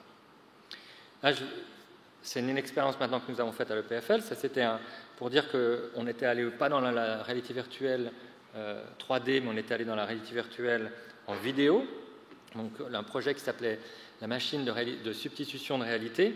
On avait cette capteur vidéo qui permettait de faire une vraie représentation de soi, comme on le voit là dans l'image, un mélange, une réalité virtuelle mixte, où il y a des images réelles filmées en 360, des images réelles de moi filmées en temps réel, plus un mélange que l'on peut faire avec éventuellement des objets en 3D. Je peux avoir l'impression d'être avec une personne dans une salle de réunion, parce que je suis là, il est là, et on avait fait cette expérience aussi d'aller en haut d'une falaise, d'avoir l'expérience. On demande aux gens de regarder, ah vous êtes bien là, regardez, puis là ils regardent sur le côté et ils voient un hurluberlu en train de leur faire coucou et salut, moi je descends. Et là généralement c'est là qu'ils réalisent qu'ils sont à une hauteur de 30 mètres ou plus. Qu'est-ce que ça change? Est-ce qu'avoir pu voir son corps a une importance dans les souvenirs que l'on en aura? C'est ça qu'on a voulu montrer. Donc on a fait cette expérience où les personnes ont, dans une condition, eu ce dispositif avec la possibilité de voir leur corps. On leur demandait de montrer des objets et de faire des choses. Et dans l'autre condition, ils ont fait la même tâche. Ils ont aussi désigné des objets, mais on avait désactivé la représentation, la vue de leur propre corps. Donc ils étaient the invisible man. Est-ce que ça change la capacité de se rappeler d'une scène? Oui, c'est ce que ces barres verts et rouges là nous montrent. La sensibilité dans ce cas-là, qui est mesurée comme une différence entre la capacité de se rappeler et d'être précis dans une condition versus l'autre, est meilleure dans la condition où il y avait un corps. Ou inversement, je préfère dire que le fait d'enlever le corps a réduit notre capacité à avoir une bonne mémoire, un bon encodage de cette scène telle qu'on l'a vécue. Et puis cette différence, plus tard, donc, Baptiste Gauthier avait fait l'étude IRM qui montrait que justement on pouvait aussi observer une différence de connectivité entre des zones profondes. Là, je ne serais pas capable d'en dire plus, Sophie peut-être pourra compléter, sur réellement, dans le cerveau, ça n'est pas encodé pareil si je l'ai vécu avec mon corps ou en l'absence de mon corps.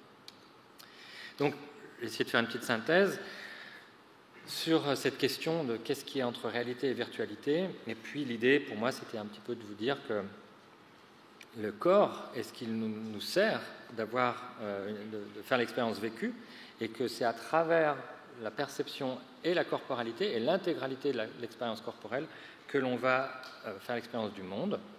Qu'on a pu voir grâce à des exemples que le contrôle, l'identification de corps est flexible, elle s'adapte dynamiquement avec ce que j'ai vécu, que ma localisation dans le corps, elle change, elle est déterminée par l'endroit où je pense que mon corps est, dans la chaise là-bas à la place de la petite fille ou ici, et que les perspectives depuis ce corps, un enfant ou autre chose, donnent nature à ce que je considère comme étant réellement l'expérience que j'ai et comment je m'en rappelle. Donc, peut-être deux petites phrases pour synthétiser. Faire l'expérience du monde à travers un corps, c'est ce qui définit un peu ce que j'ai vraiment vécu. Donc, quelque part, l'illusion de présence que j'ai dans la réalité virtuelle, eh bien, je pense qu'elle est, ce qu'on disait, ce sentiment d'être présent parce que j'ai mis le casque, c'est tout un procédé qui est issu de l'incarnation et de la corporalité. Et en temps normal, on ne peut faire l'expérience du monde que du point de vue de notre corps, et que l'incarnation en réalité virtuelle nous permet de découvrir le monde d'un point de vue des autres, d'autres corps. Donc, si non seulement ça nous permet d'avoir un outil pour nous, scientifiques, de la conscience de soi, de faire l'étude grâce à des manipulations en réalité virtuelle, j'invite aussi à penser que la réalité virtuelle, elle ouvre des possibilités de partage, d'empathie, au sens qu'on peut faire partager quelque chose comme on l'a vécu. Et il y a des tas d'exemples aujourd'hui où on peut montrer que simplement avoir vécu quelques instants dans le corps d'une personne d'une couleur de peau différente augmente notre sympathie et baisse notre antipathie envers cette couleur de peau, que faire l'échange, d'être dans le corps d'une femme ou dans le corps d'un homme en fonction de notre genre, permet aussi de mieux comprendre et a permis par exemple à travailler avec des hommes violents pour comprendre ce qu'ils sont en train de faire subir à leurs femmes. Il y a beaucoup de situations comme ça où la réalité virtuelle pourrait, liée à d'autres thérapies, être utile. Donc voilà.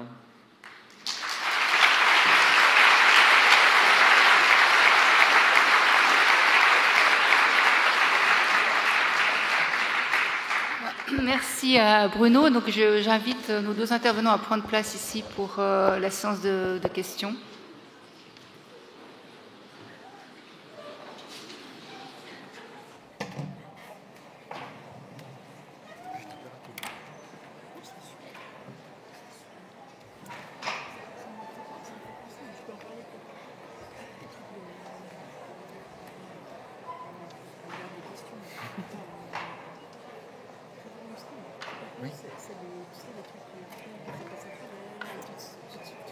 Il faut le vérifier, tu le fais, et puis c'est là que tu te rends compte que c'est...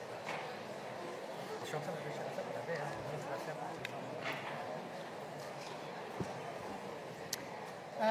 Ok, donc on va prendre des questions du public. Donc on a deux personnes avec des micros, et puis voilà, on peut commencer. Madame ici tout devant, elle a une question. Et après...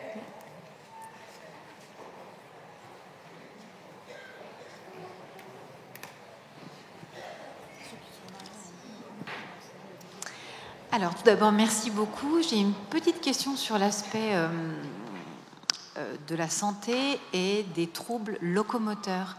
Est-ce que vous pensez qu'avec ces progrès au niveau de la réalité virtuelle, il est possible d'imaginer pour quelqu'un qui est peut-être pas paraplégique, mais avec des difficultés à se mouvoir ou à bouger, on pourrait progresser de ce point de vue-là? Est-ce qu'il y a déjà des choses en cours? Voilà, merci. Je pense que je vais prendre la question, puisqu'on parle de réalité virtuelle, merci. Très clairement, oui, la réalité virtuelle est très utilisée pour la réhabilitation motrice. La raison est que, non seulement, moi je pense que le vrai avantage, c'est que non seulement au lieu de juste permettre de faire un exercice comme on le ferait en réel, on peut faire cette distorsion de l'effet de l'action. Et donc ce que l'on a, nous par exemple, fait, c'est que la personne a beaucoup de mal à faire un mouvement, mais on va lui montrer, et ce qui est le plus dur, c'est de garder la motivation. J'y arrive pas, j'abandonne. Là, on va lui faire un exercice où c'est le même tout le temps, mais on va lui faire qu'au début, on l'aide. Et donc, le mouvement ou la locomotion ou l'exercice, quel qu'il soit, on l'aide à le réussir avec cette même astuce que j'ai faite, où on double, on rend 2 fois plus facile le mouvement, mais elle ne s'en rend pas compte. Et c'est pour autant un gage de succès et de motivation, ce qui fait qu'elle elle double son effort et qu'au fur et à mesure, on va diminuer ce gain et elle ne se rend même pas compte qu'en fait, elle fait un mouvement de plus en plus dur.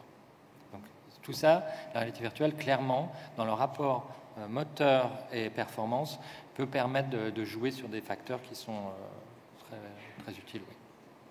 Et faire beaucoup de répétitions, c'est aussi dans un contexte de jeu après. Hein, mais... Ok, très bien. Oui, monsieur. Ensuite, Merci pour vos passionnantes présentations. Je suis psychiatre et thérapeute en réalité virtuelle. Je traite des phobies et j'en ai encore traité une aujourd'hui, une patiente qui avait une phobie de l'avion. Et j'ai toujours le même souci en fait. Quand elle est exposée, elle a subitement des nausées. Alors je me suis demandé si c'était une question d'anxiété ou plutôt une question simplement d'imagerie. D'imagerie ? Oui, c'est-à-dire le fait qu'elle, quand elle bouge la tête et que l'image bouge et qui est asynchrone, oui, du oui. coup, la met dans un état de nausée. Alors clairement, là, on n'est pas aujourd'hui encore capable d'éviter complètement le cyber sickness. Donc le mal, c'est pas le mal des transports, c'est le mal de la virtualité, si vous voulez. Possible qu'elle soit sensible. Alors c'est souvent des personnes qui sont aussi déjà sensibles aux maux des transports ou qui ont un trouble un peu vestibulaire ou qui ont des vertiges déjà. Donc si elle a déjà ces troubles-là, en réalité, forcément ça se transfère. Maintenant, en effet, ça dépend de la qualité des technologies. Donc aujourd'hui, c'est de mieux en mieux. Et puis, on pourrait en parler après, il y a aussi des entreprises qui font des petits éléments qu'on rajoute pour augmenter sur la vision périphérique des informations, parce que les casques de réalité virtuelle, je ne sais pas si vous avez essayé, mais c'est souvent très central quand même. Hein. Et la vision périphérique qui, elle, est liée au mouvement vestibulaire, très rapide, sont souvent... c'est ce qui cause ce décalage. Donc il y a des petits gadgets qui se rajoutent dans les casques, et je pourrais vous montrer. Mais c'est clair que je vous encourage, et je vous remercie en tout cas de dire que la réalité virtuelle et la psychothérapie, c'est ce que j'ai fait pour ma thèse, des années, et je suis très heureux de voir que ça continue. Et puis clairement, c'est une des utilisations de la VR qui est pour moi très très importante et prometteuse. Ouais. Merci. Voilà, personne ici, oui. Bonsoir, merci beaucoup pour cette conférence qui était très intéressante. Mais j'ai une question. C'est normal que des fois, on ne fait pas des rêves des nuits. Enfin, des fois, je ne sais pas. On ne rêve pas toutes les nuits. On ne rêve pas toutes les nuits, c'est ça? Oui. Des fois, on n'a pas l'impression de rêver et je ne sais pas. Alors, c'est possible qu'on fasse peu de rêves, mais ça, c'est plutôt rare. En général, c'est le fait de ne pas s'en souvenir. Alors, oui, il y a un peu une... Et puis, si on note, par exemple, ses rêves chaque matin, on va s'en souvenir de mieux en mieux chaque jour. Par exemple, si on est motivé, si on a du temps le matin, aussi si on doit partir tout de suite à l'école le matin, ben, typiquement, on ne va pas se souvenir de ses rêves. Parce qu'on va passer trop vite, on va faire une transition trop rapide, on va passer trop vite du sommeil à l'éveil, en fait. Et j'aurais une petite question. C'est vrai que quand on rêve, on ne voit pas nos mains. On voit pas quoi? On ne voit pas nos mains. Alors, c'est même un truc qu'on peut utiliser si on veut démarrer des rêves lucides. C'est essayer de regarder ses mains. Puis justement, soit on ne les voit pas, soit on les voit, mais si on essaie de les toucher, nos mains se passent à travers les unes des autres. Et du coup, à ce moment-là, on peut se dire « Ah, peut-être que je suis dans un rêve ». En fait, c'est des méthodes qu'on peut utiliser. On s'exerce la journée à faire ça, à essayer de toucher sa main, à essayer de... Mais toucher de manière imagée. Non, on le touche réellement pendant la journée. Et puis, on fait ça plusieurs fois en se disant, si on le fait plusieurs fois, puis en réfléchissant à ce moment-là, est-ce que je suis réveillée? Est-ce que je suis bien réveillée? Oui, je suis réveillée. Là, je crois que je suis réveillée, d'ailleurs, si je le fais. Et puis, je peux le faire fort. Il y a de la résistance. Et en faisant ça plusieurs fois pendant la journée, en fait, on va avoir tendance à le répéter ensuite aussi pendant la nuit, quand on est dans un rêve. Simplement que dans le rêve, en général, ça ne se passe pas comme ça. C'est-à-dire qu'on va faire ça, puis on va se dire, soit on va avoir le doigt qui traverse, soit on va avoir toutes sortes de choses qui vont se passer. Et surtout, au moment où on se demande si on est réveillé, on va constater qu'on n'est pas réveillé, qu'on est en plein rêve. Et à ce moment-là, ça va démarrer un peu une autre manière de rêver, qui est un rêve avec un peu plus la conscience d'être dans le rêve et ou de pouvoir un peu décider dans son rêve si on va à droite, si on va à gauche, si on est devant un buffet, si on veut manger plutôt de ça ou de ça, etc. Non, c'est pourquoi c'est les mains qui font cet effet ou... Je pense pour les raisons, on était en train d'en parler juste avant en catimini. Je pense qu'il y a un très, très fort lien, effectivement, entre l'état de conscience et de conscience de soi et la corporéité, quoi. Merci beaucoup. D'accord. Merci pour la question. Une question là-haut. Ah oui, attendez. Alors d'abord, oui, ici. Là aussi, peut-être là-haut. Je sais. Bonjour. Je voulais demander par rapport à la mémoire visuelle. Par exemple, si je ferme les yeux, je peux voir un souvenir comme un film. Et je voulais savoir comment ça marche dans le cerveau. Comme un film, c'est-à-dire dynamique, ou bien comme un film, parce que c'est simplement des... Je ne sais pas où vous êtes exactement, mais c'est comme des images, comme si vous les regardiez réellement. Alors en fait, si je ferme les yeux, je vois vraiment comme un film, un souvenir, tout, absolument tous tout. les détails. Tous les détails, même les odeurs.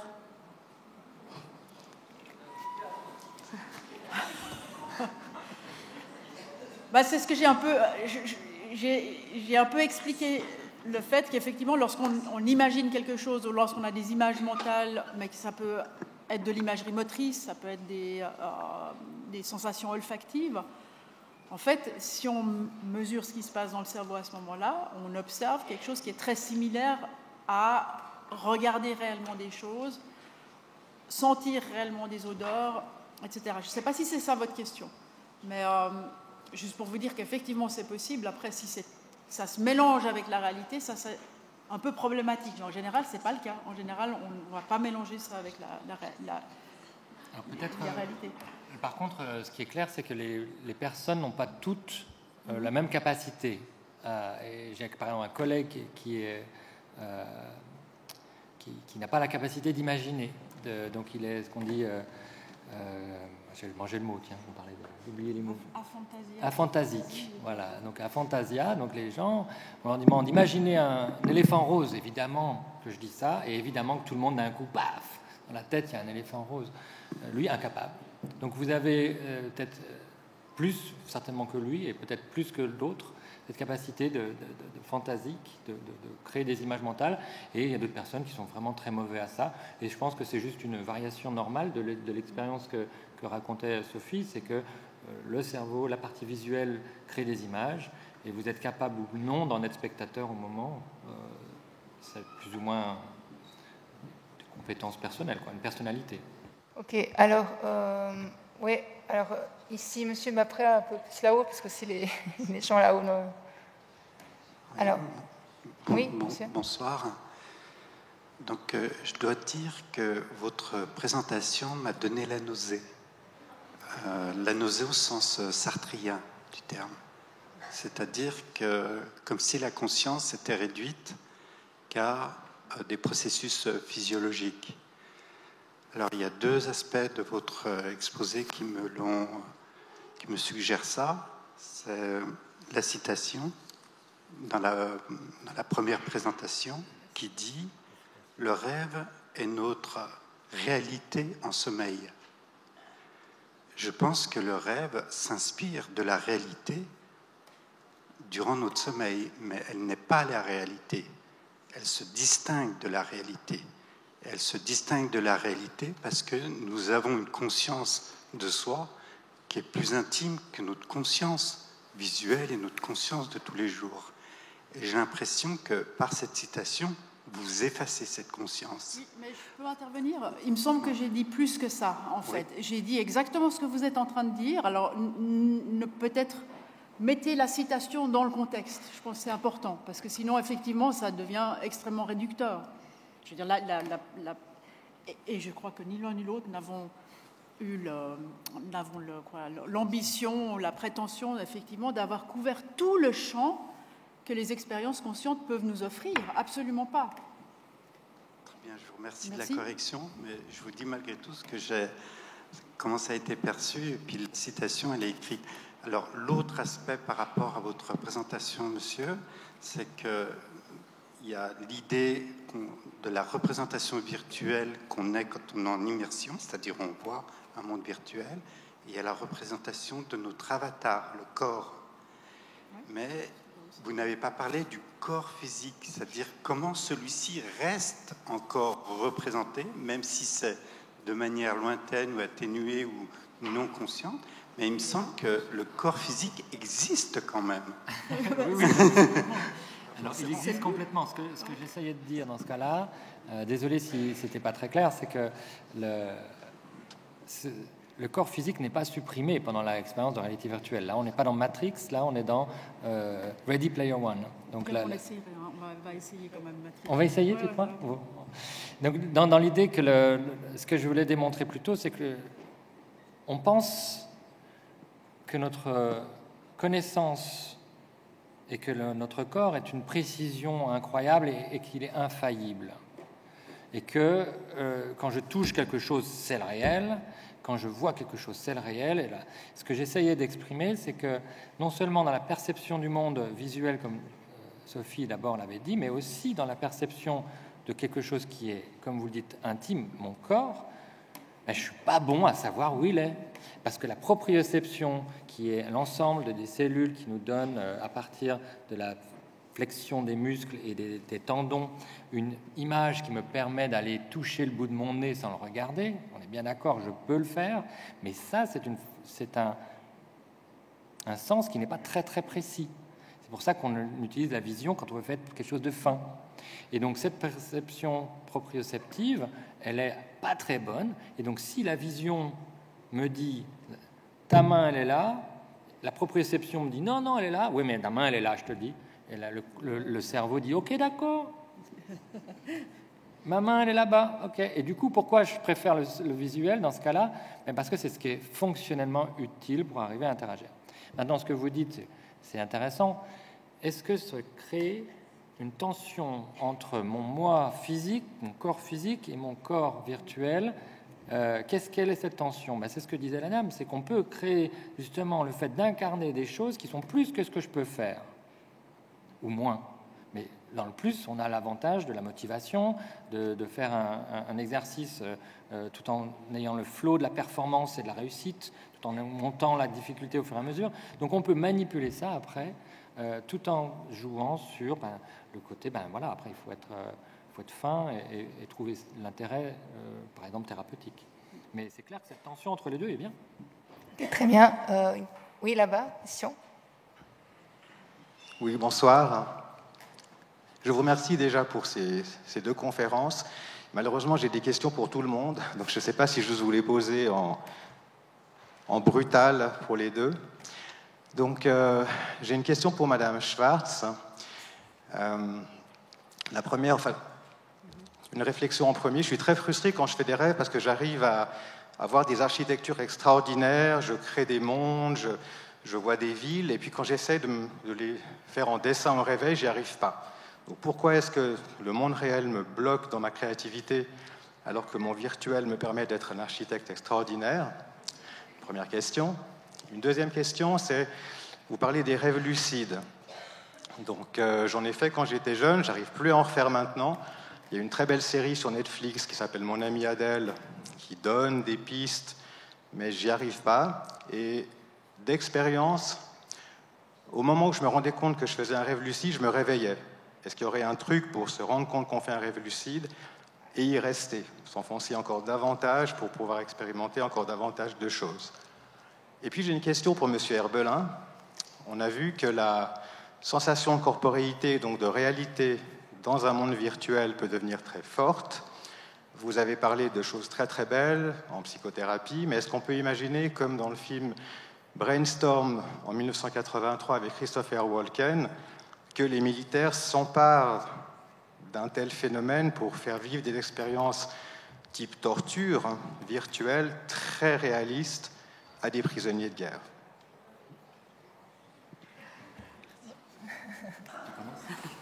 Deux, trois questions là. J'en prends une sur les deux, d'accord.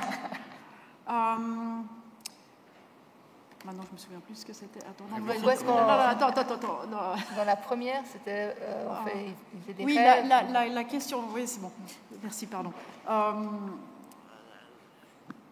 Je ne suis pas certaine d'avoir tous les éléments de la question, en fait, concernant votre capacité ou incapacité à redessiner quelque chose que vous avez vu dans vos rêves. Je n'ai pas compris si c'était un problème de mémoire, ce qui est tout à fait possible, c'est-à-dire que vous avez l'impression d'être face à des choses extraordinaires, vous vous réveillez le matin, et puis le souvenir lui-même est appauvri. Dans ce cas-là, effectivement, la production sera moins bonne, enfin, en tout cas pas au niveau de ce que vous avez vu pendant le rêve. Non, c'est plutôt ma capacité technique. J'y arrive en virtuel, en rêvant, et si j'essaie de dessiner en 3D, en perspective, c'est impossible. Est-ce que la même difficulté arrive au sujet d'éléments à l'éveil? Vous voyez ce que je veux dire? Si vous avez face à vous, par exemple, je sais pas, le paysage extraordinaire, est-ce que vous êtes capable de le reproduire de la même façon? Je ne pense pas que c'est ce que vous voulez dire, en fait. C'est pour ça que je ne suis pas sûre de répondre à votre question exactement. Alors peut-être prenez l'autre question. La deuxième question. Alors, non, parce que ce que j'allais vous dire, c'est que si c'est une difficulté un peu de souvenir ou d'arriver à capturer un souvenir qui peut disparaître au moment où on essaie de s'en souvenir, etc., parce que les souvenirs de rêve sont souvent très fragiles, on l'a évoqué tout à l'heure. Ce que vous pouvez aussi faire, et il y a quelqu'un dans la salle d'ailleurs que j'ai repéré qui est une experte là-dessus, c'est essayer d'avoir soit un réveil que vous faites le soir quand vous vous endormez, ou faire des sortes de mini-siestes qui peuvent vous aider en fait à recapturer ces moments où vous êtes immergé dans une forme d'imagination onirique. Il y a pas mal de récits qui montrent aussi que les gens ont eu l'impression de faire des découvertes, justement avoir des opéras entiers, des chansons qu'ils ont créées en fait dans leurs rêves, mais avec cette même difficulté des fois d'être déçu le matin en se disant mais en fait j'ai perdu ce qu'il y avait, ou je ne sais plus exactement, ou de noter puis de se dire mais en fait c'était magistral dans mon rêve, puis en fait maintenant ça me paraît complètement sot en fait, vraiment très simple ou inintéressant. Et parmi les scientifiques, il y a des scientifiques dont certains qui ont fait des découvertes majeures. On a plusieurs récits où des scientifiques racontent comment ils ont essayé de diriger ou guider cette capacité à se souvenir justement, en soit mettant des réveils, soit en essayant de faire des sortes de micro-siestes, en étant dans des situations, dans des positions inconfortables, de telle sorte qu'au moment où ils s'endorment, ils s'endorment un peu, mais ils se réveillent.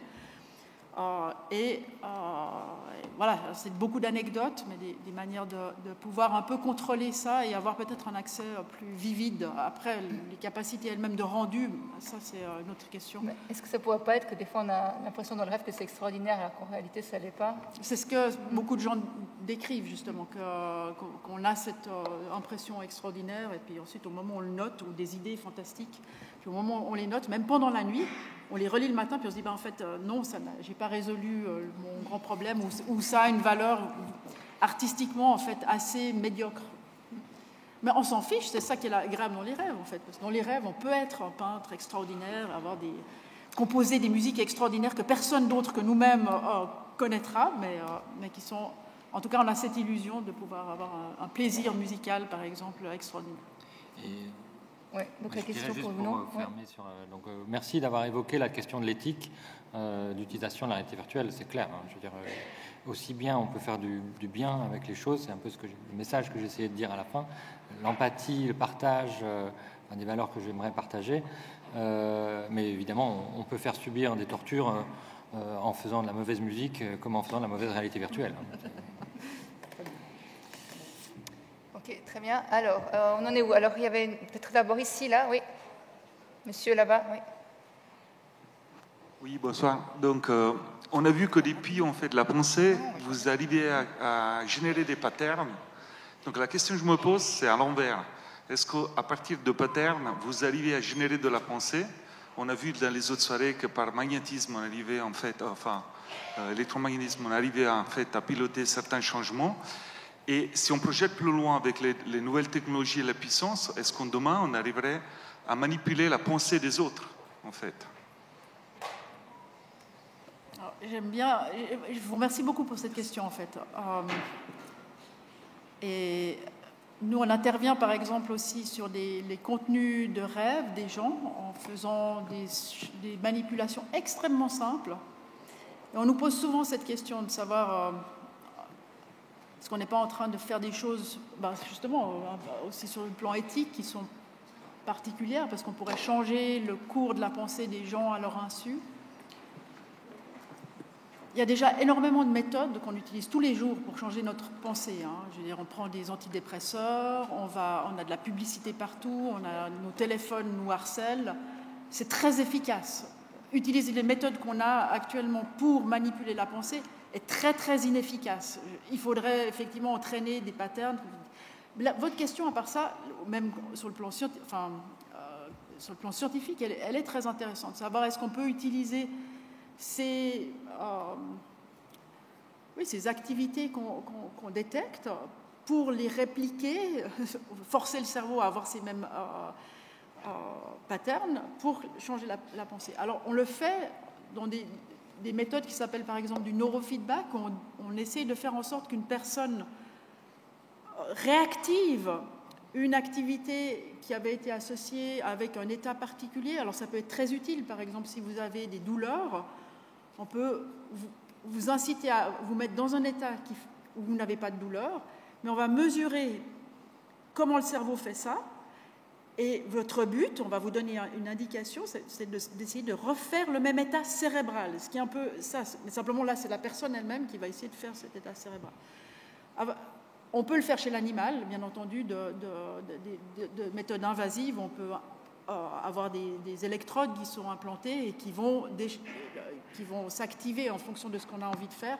On ne peut pas le faire chez l'humain, bien entendu, mais voilà, je n'ai pas vraiment répondu à la question, j'ai un peu divagué. Mais, non, mais la neuroéthique, c'est le mot-clé, et clairement, vous avez raison, c'est un sujet actif. Et à Campus Biotech, il y a le GESDA, un grand symposium de décideurs internationaux pour lequel la neuroéthique est un des piliers de la recherche, des débats, parce qu'en effet, ce qui s'est passé aujourd'hui avec l'arrivée des nouveaux médias et leur contrôle qui nous est passé à côté, personne, aucun politique surtout, on a vu venir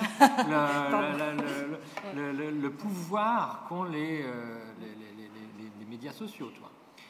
Et ils sont aujourd'hui les plus forts. Alors, la réalité virtuelle et Brain Interface, ces petits joueurs par rapport aux puissances des médias sociaux, quoi. Et ils nous dirigent maintenant, ces médias sociaux, beaucoup de monde en tout cas, et on n'a pas vu venir. Donc imaginez la même chose si on ne commence pas à réfléchir aujourd'hui maintenant on va avoir des implants parce que pour mieux entendre, pour mieux voir, pour tout ça. Et si on ne réagit pas aujourd'hui, vous avez raison, ça va nous passer à côté.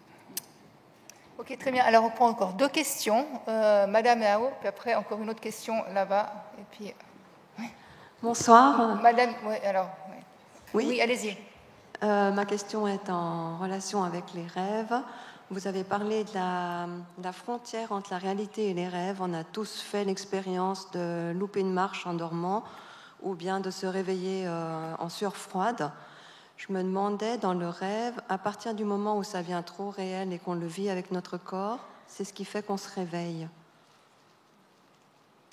Et puis la deuxième question, on parlait de manipulation. Est-ce qu'on peut se manipuler soi-même? C'est-à-dire si on fait un cauchemar très fort et qu'on se réveille et que ce cauchemar nous a impressionnés, on veut chasser cette image et essayer de rêver de quelque chose de positif, mais le cauchemar revient quand même.